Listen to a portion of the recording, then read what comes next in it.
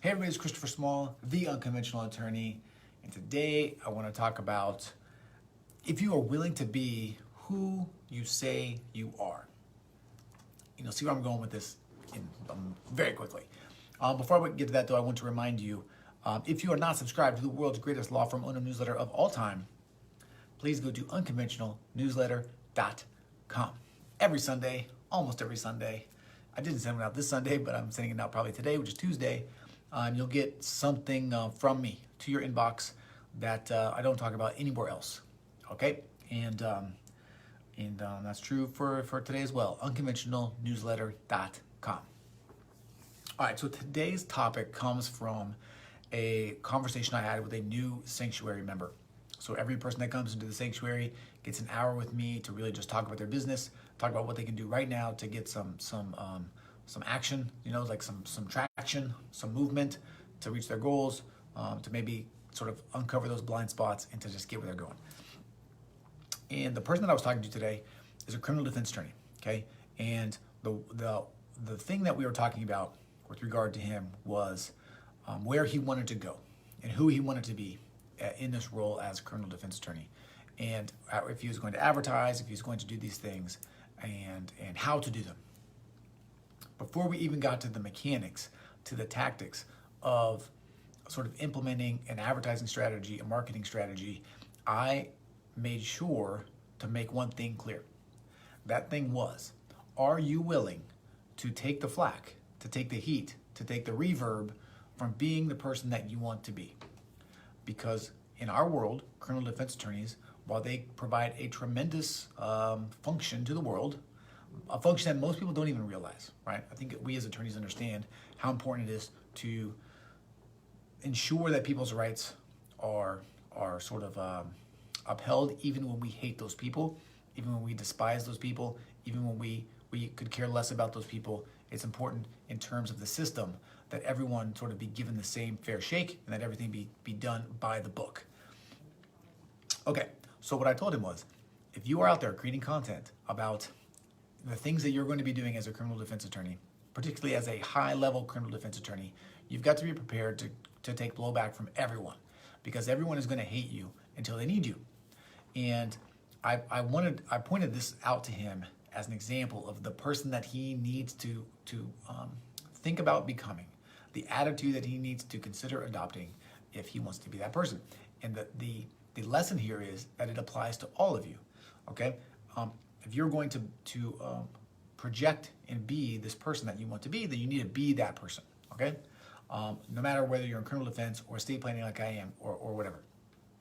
What I told him to do was I was fascinated by this. I thought it was amazing. There's this Jeffrey Epstein documentary on Netflix, okay? If you go to the second episode and go fast forward to the part where he's been arrested and they interview his legal team. His legal team is giving interviews.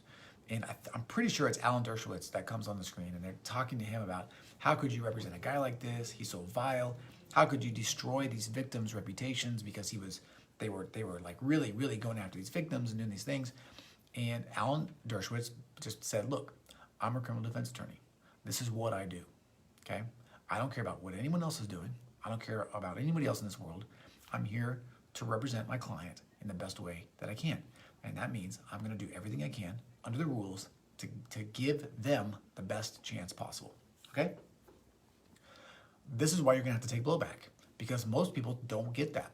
They cannot fathom that you would do that. They cannot fathom that you would represent this person or take this thing on or do this thing, okay? And you, as yourself, are going to have to decide who you are and be that person, knowing that not everyone is going to love you. Perfect example is everything that's going on right now.